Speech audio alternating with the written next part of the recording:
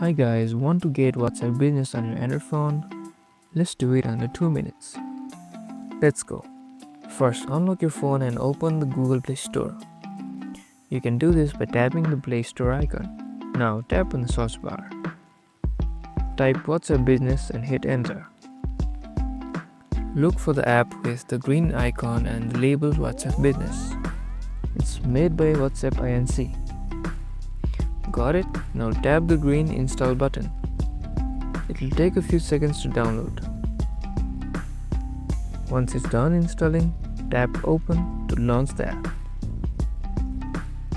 Now follow the on-screen instructions to set up your account.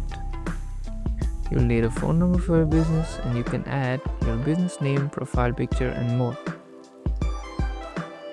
If you already have a WhatsApp, it will transfer all the data to your WhatsApp Business.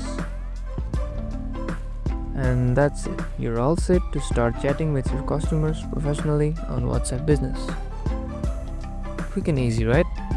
Thanks for watching and good luck with your business. Like the video, subscribe and follow